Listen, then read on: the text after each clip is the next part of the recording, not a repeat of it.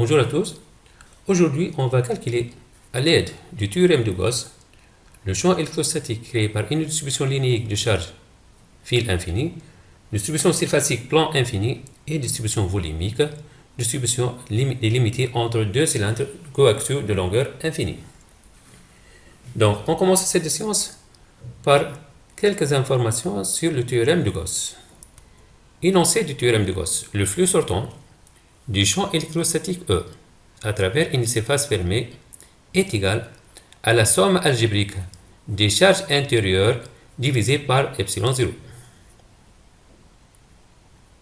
Donc, la relation théorique, le flux du champ E est égal à l'intégrale double de E scalaire ds, donc c'est un scalaire, sur une surface fermée, est égal à la somme algébrique des charges intérieures divisée par epsilon 0. Ligne de champ. Une ligne de champ est une courbe de l'espace, telle qu'en tout point M de cette courbe, le champ électrostatique au point M est tangent à la courbe. Dans cette figure, les lignes de champ créées par la quantité de charge Q sont représentées par des demi-droites divergentes, avec Q supérieur à 0. On passe au flux du champ E. Le flux élémentaire du champ électrostatique uniforme à travers une surface élémentaire ds est donné par la relation suivante. Donc, le flux élémentaire du champ E est égal à E scalaire ds. Donc, si le champ E est porté par un vecteur unitaire U et N est le vecteur normal de la surface élémentaire, donc le signe du flux du champ élémentaire dépend de cosinus de l'angle UN. Dans ce théorème, on va voir deux cas particuliers. Premier cas, E parallèle à ds, donc l'angle dans ce cas est égal à 0 et cosinus 0, 1, donc le flux élémentaire est égal à E ds, E valeur du champ E, ds surface élémentaire. Deuxième cas, E perpendiculaire à ds. Dans ce cas, l'angle entre E, N, vecteur normal pi sur 2, cosinus pi sur 2, 0, et par la suite, le flux élémentaire du champ E est égal à 0.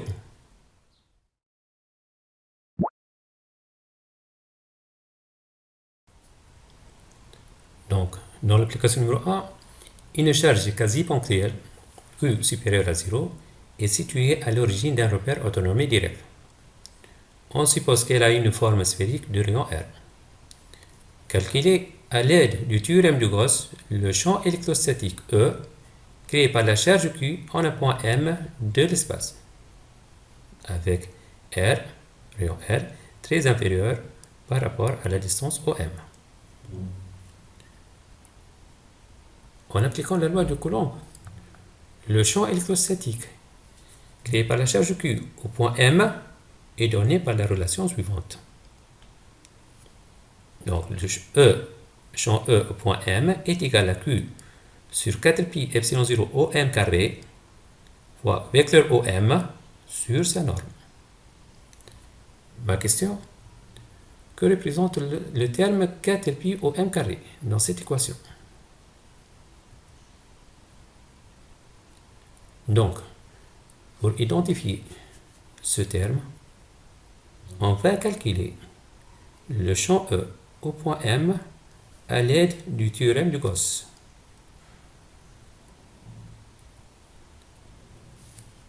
Dans le système de coordonnées sphériques, dans la base M, ER, Eθ, Eφ, et à partir des considérations de symétrie, on a M, ER, Eθ et M, ER, Eφ sont deux plans de symétrie paires pour la distribution de charge. Dans ce cas, le champ E au point M est porté par le vecteur unitaire ER. Ensuite, toute rotation d'un angle phi, même d'un angle θ, la quantité de charge reste constante. Donc le champ E au point M dépend uniquement de R et porté par ER.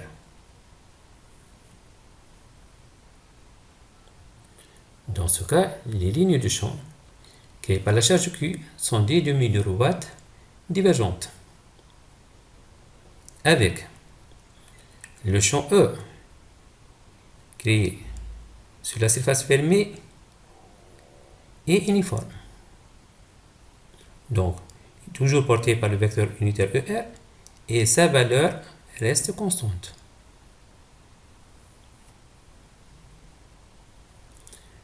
Donc, pour calculer le champ E à l'aide du théorème de Gauss, donc il faut suivre les étapes suivantes. Donc, on définit la surface fermée de Gauss. Dans ce cas, une sphère de centre O et de rayon R. M appartient à la surface fermée, surface de Gauss. Et son vecteur normal est égal à ER. Donc, vecteur normal L est égal à ER. Le flux du champ E. Donc, le flux total du champ E est égal à l'intégrale double sur la surface fermée de E scalaire ds. Dans notre cas, on a ER est égal à N. Donc, le flux total du champ E est égal à l'intégrale double de E ds.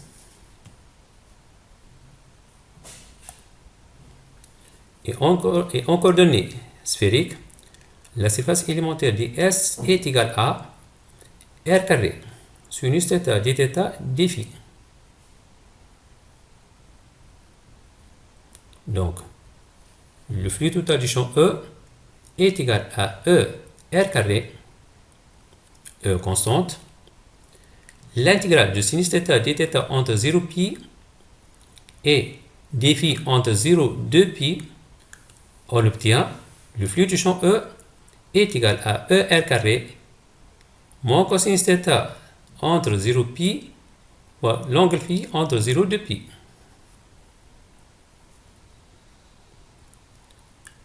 Donc, ça sera le flux du champ E est égal à E fois 4π R carré. Charge intérieure. Dans notre cas, la charge intérieure est égale à Q.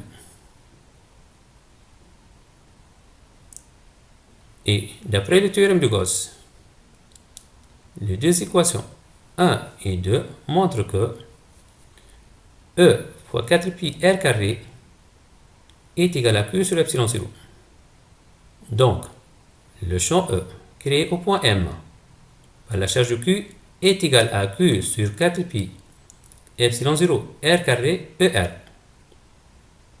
avec R carré est égal à distance OM carré et le vecteur ER est égal au vecteur OM sur sa norme. Donc, la nouvelle expression du champ E est égale à Q sur 4π epsilon 0 distance OM carré fois le vecteur OM sur sa norme. Donc, c'est la loi de Coulomb d'un champ électrostatique créé par une charge ponctuelle en un point M de l'espace. Et le terme 4π OM carré représente l'expression de la surface fermée. Donc, c'est une sphère de centre O et de rayon R.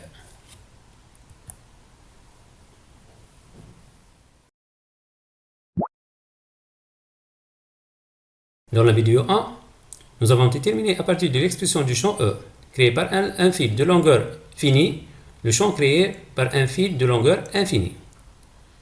Dans cette application, on va déterminer, et à partir du théorème de Gauss, le champ E créé par un fil de longueur infinie uniformément chargé avec une densité linéaire lambda supérieure à 0. Donc, dans le système de coordonnées cylindriques, dans la base M, E, R, E, phi, E, Z. Et à partir de considérations de symétrie, on a M, E, R, E, Z et le plan M, ER et Phi sont deux points de symétrie paire pour la distribution de charge. Donc, le champ E, dans ce cas, est porté par le vecteur unitaire ER. Et toute rotation autour de l'axe OZ. Et toute translation selon l'axe OZ, la distribution reste constante. Donc, le champ E, dans ce cas, dépend uniquement de R. Donc, c'est un champ radial. Et les lignes de champ créées par le fil infini sont des demi-droites séquentes avec l'axe OZ et divergentes. Les lignes de champ dans ce cas sont perpendiculaires à l'axe OZ, puisque le champ E est porté par la direction ER.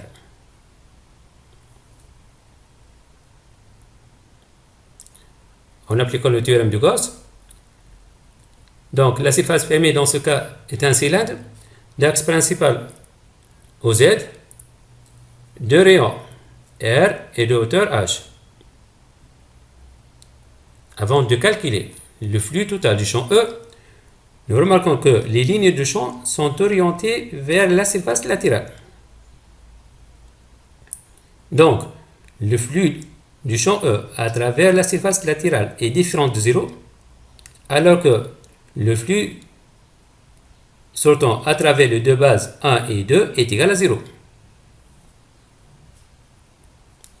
Donc, flux du champ E est égal flux latéral plus flux de base 1 et le flux à travers la base 2.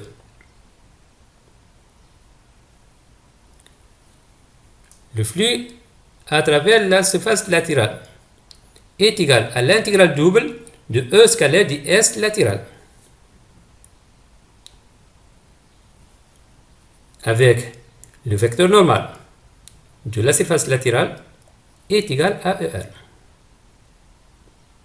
Donc, le flux du champ E à travers la surface latérale est égal à E fois l'intégrale double de ds latéral.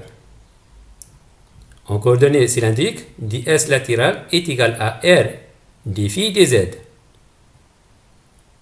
Donc, le flux de E à travers la surface latérale est égal à ER fois l'intégrale de d phi entre 0 de pi et l'intégrale de dz entre 0h.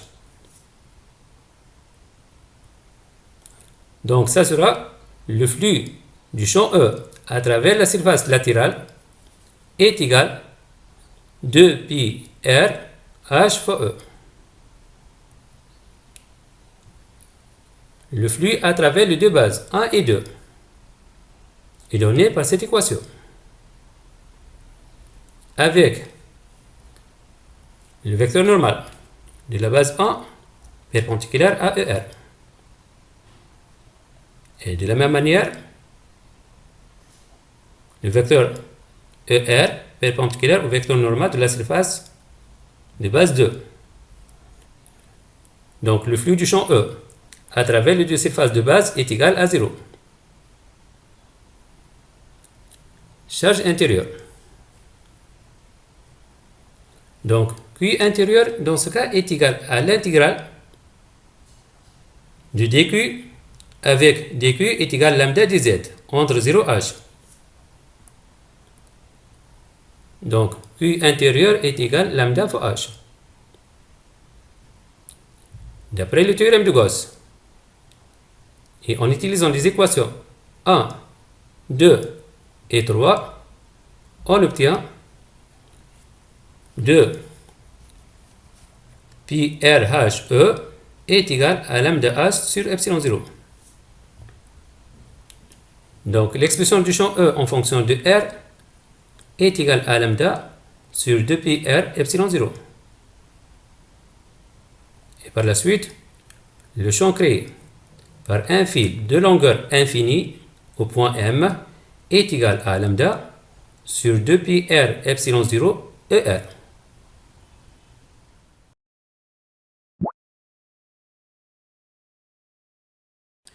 On va calculer maintenant le champ électrostatique créé par un plan infini uniformément chargé avec densité de charge sigma supérieure à 0. En coordonnées cartésiennes, les deux plans M, EX, EZ et M, EY, EZ sont deux plans de symétrie paire pour la distribution de charge. Donc le champ E, dans ce cas, est porté par le vecteur unitaire EZ. Les variables du champ E, toute translation selon l'axe OX, même selon l'axe OY, la densité de charge sigma reste constante. Donc le champ créé au point M dépend uniquement de Z. Et les lignes du champ dans ce cas sont des demi-droites divergentes et parallèles à l'axe OZ. En appliquant le théorème de Gauss, la surface fermée dans ce cas, un cylindre d'axe principal parallèle à l'axe OZ de hauteur 2A et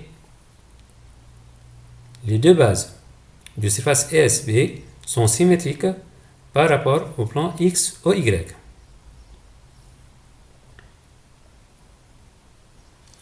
Le champ électrostatique créé en tout point M de la surface de base est uniforme. Et E2, dans ce cas, le champ créé au niveau de la base 2 est égal à moins E1. Les deux sont directement opposés. Le champ E1 porté par EZ, alors que E2 est porté par moins EZ. Aussi, la surface de base, c'est une surface équipotentielle. Donc, Z en valeur absolue est égale à constante et l'équation des surfaces équipotentielles. Et la différence de potentiel entre les deux surfaces de base est égale à 0. Puisque les deux surfaces sont symétriques par rapport au plan X ou Y. Le flux du champ E. Donc, nous remarquons que le flux sortant à travers les deux bases 1 et 2 différent de 0, alors que le flux à travers la surface latérale est égal à 0. Donc, le flux latéral du champ E est égal à E scalaire ds latéral. Avec le vecteur normal de la surface latérale est perpendiculaire au vecteur EZ. Donc, le flux du champ E à travers la surface latérale est égal à 0.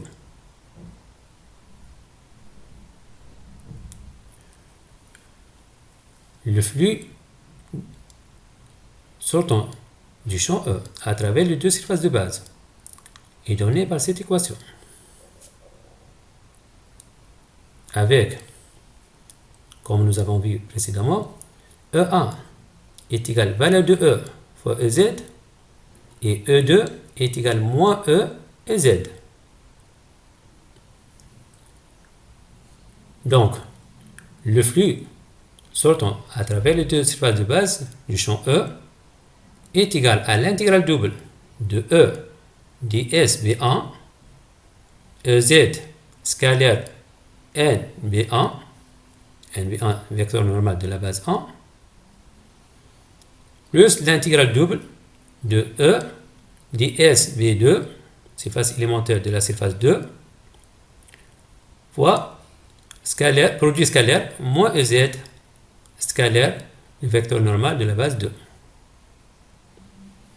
Donc, EZ scalaire NB1 est égal à 1 et le produit scalaire moins EZ scalaire NB2 est égal aussi à 1. Et par la suite,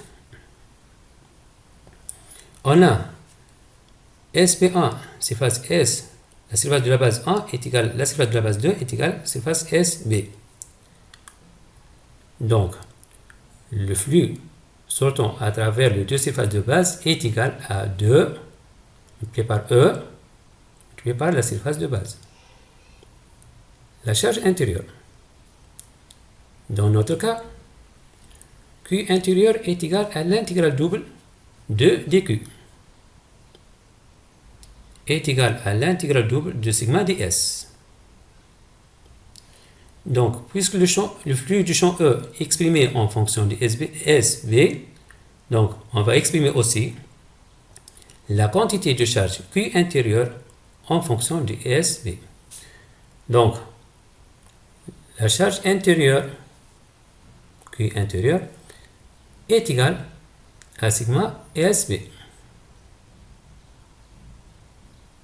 Donc, les équations 1, 2 et 3 montrent que 2 fois E SV est égal à sigma SP sur epsilon 0. Donc E en valeur est égal à sigma sur 2 epsilon 0. Et l'expression du champ E, créée par un plan infini, au point M, est égal à sigma sur 2 epsilon 0 EZ lorsque Z est supérieur à 0. Si Z inférieur ou égal à 0, le champ au point M est porté par moins EZ. Et EM dans ce cas est égal à moins sigma sur 2 epsilon 0 EZ.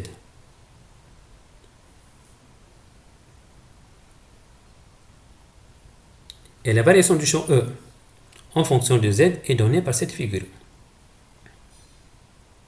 Donc E, la valeur de E est constante quel que soit Z.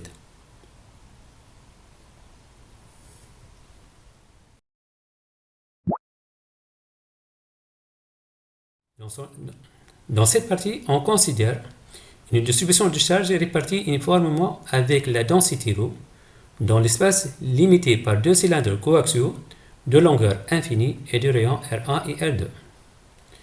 Les objectifs principaux de cette partie sont déterminer l'expression du champ E en tout point M de l'espace, la différence de potentiel entre les deux surfaces cylindriques et aussi l'expression du champ E créé par un cylindre creux, densité surfacique sigma. Question 1. Cherchez l'expression du vecteur champ électrostatique en tout point M de l'espace. À partir des considérations de symétrie, on a M, ER, EφI et M, ER, EZ sont deux plans de symétrie paire. Donc le champ E porté par le vecteur unitaire ER. Les variables du champ E. Toute rotation d'un angle phi. La densité de charge reste constante. Donc le champ E ne dépend pas de phi. Et toute translation selon l'axe OZ, la densité de charge reste constante. Donc le champ E ne dépend pas de Z. Donc il dépend uniquement de R. Donc le champ créé au point M dépend de R et porté par ER. En appliquant le théorème de Gauss, et de la même manière que nous avons vu dans le calcul du champ E créé par un fil infini, la surface fermée de Gauss est un cylindre d'axe principal OZ, de rayon R et de hauteur H. Le flux du champ E. Le flux total du champ E est égal au flux latéral plus le flux à travers les deux surfaces de base. Dans ce cas, le champ électrostatique est porté par le vecteur ER. Donc, le flux à travers les deux surfaces de base est égal à 0.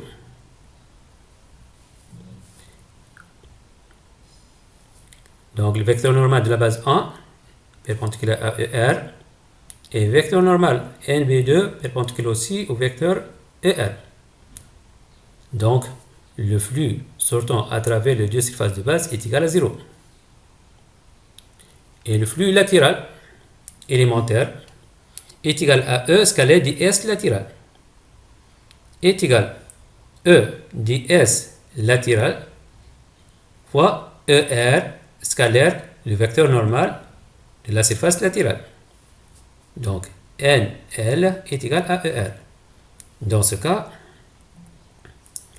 le flux élémentaire au niveau de la surface latérale du champ E est égal à E R d phi dz.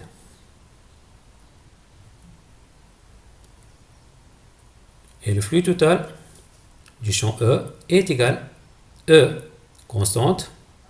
Donc, au niveau de la surface fermée, le champ E est uniforme. Donc, E constante, R, l'intégrale de dφ entre 0 de pi et l'intégrale de dz entre 0h. Donc, ça sera le flux total du champ E est égal à 2pi RH fois E. Puisque la distribution de charge est limitée par deux cylindres coaxiaux de rayon R1 et R2, donc il faut discuter la position de M par rapport aux deux rayons R1 et R2.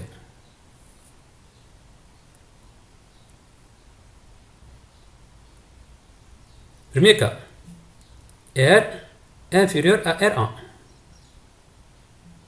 Dans ce cas, la densité de charge est égale à 0. Donc, la quantité de charge à l'intérieur est égale à 0. Donc, les équations 1 et 2 donnent 2pi RHE est égal à 0.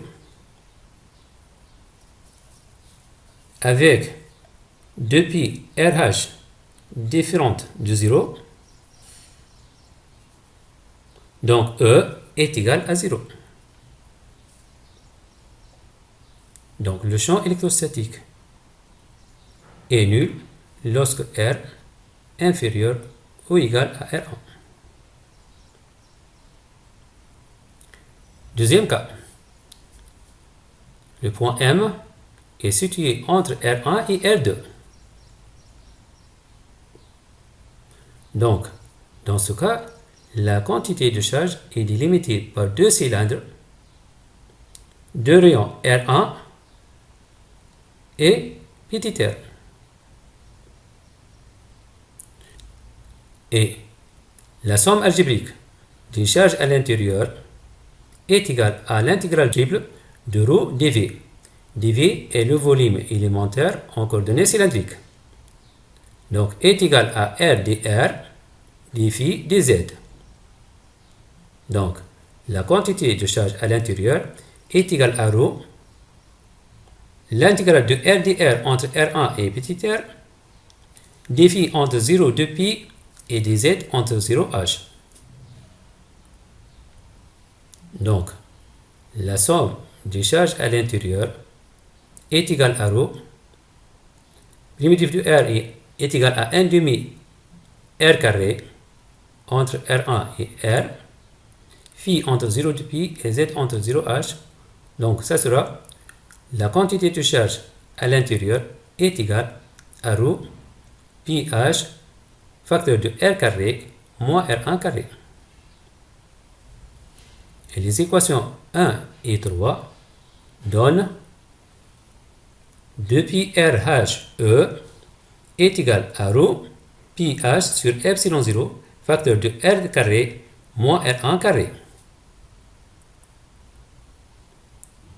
Et par la suite, l'expression du champ E en fonction de R, lorsque M situé entre R1 et R2 est égal à ρ sur 2 epsilon 0 R facteur de R carré moins R1 carré.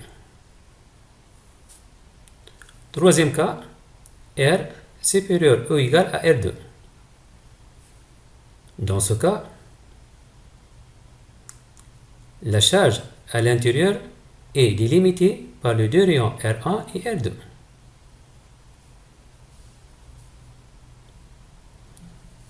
Et la somme algébrique des charges à l'intérieur est égale à ρ.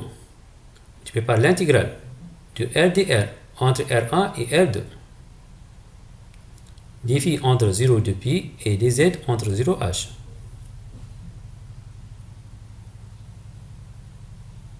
Donc, est égal à ρ, tu prépares R carré sur 2 entre R1 et R2, phi entre 0, 2 pi et h et z entre 0h. Donc, la somme algébrique des charges à l'intérieur est égale ρ pi h facteur de R2 carré moins R1 carré. D'après le théorème de Gauss et les équations 1 et 4 montrent que 2 pi RH, E, c'est l'expression du flux du champ E, est égal ρ pi h sur epsilon 0 facteur de R2 carré moins R1 carré. Dans ce cas, l'expression du champ E est égale à ρ sur 2 epsilon 0 R facteur de R2 carré moins R1 carré.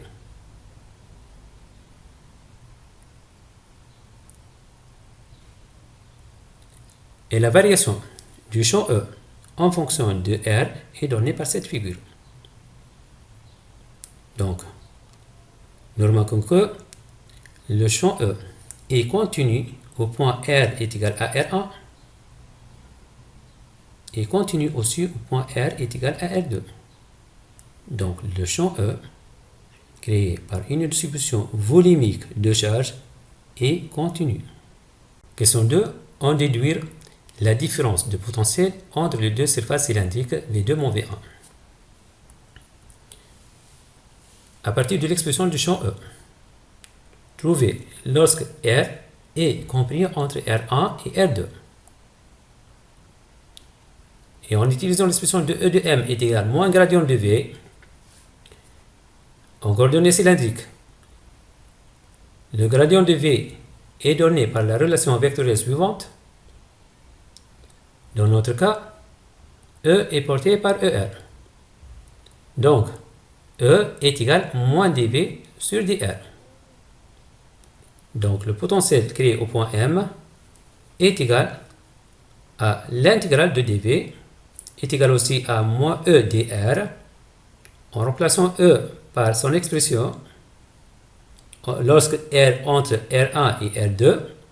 Donc, le potentiel au point M, potentiel V au point M est égal à l'intégrale de moins ρ sur 2 epsilon 0 R facteur de R carré moins R1 carré dR. Et par la suite, la différence de potentiel V2 moins V1 est égale à moins ρ sur 2 epsilon, l'intégrale entre R1 et R2, R moins R1 carré sur R dR. Avec la primitive de R et 1 demi R carré, et la primitive de 1 sur R est égale à ln de R.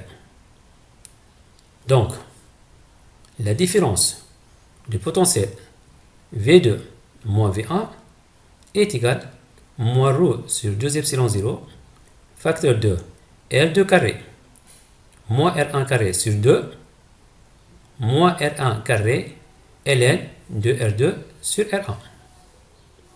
C'est l'expression de la différence de potentiel entre les deux surfaces cylindriques de rayon R1 et R2. Donc, question 3.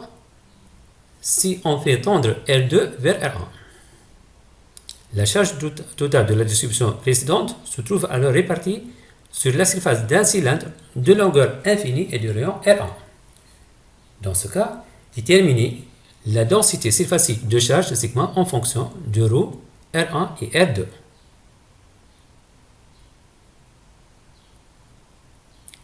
Donc, lorsque la charge est délimitée par deux cylindres de rayon R1 et R2 et de hauteur h, la quantité de charge dans ce cas est égale à ρ, pi h, facteur de R2 carré moins R1 carré. En fonction de sigma, cette quantité est égale à 2pi R1 H fois sigma. Donc, sigma est égal à ρ, facteur de R2 carré moins R1 carré sur 2 R1. Question B. Donnez l'expression du champ électrique créé par cette distribution.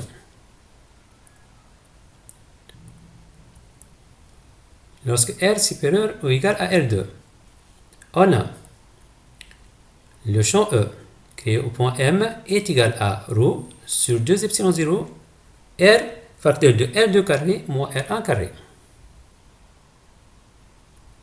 Avec ρ est égal à 2 sigma R1 sur R2 carré moins R1 carré. Cette expression est déterminée à partir de l'expression du sigma. Donc, en remplaçant le ρ par son expression en fonction du sigma, le champ créé par un cylindre ayant une distribution surfacique de densité sigma est égal à sigma R1 sur epsilon 0 R, ER, dans le cas où R supérieur à R1.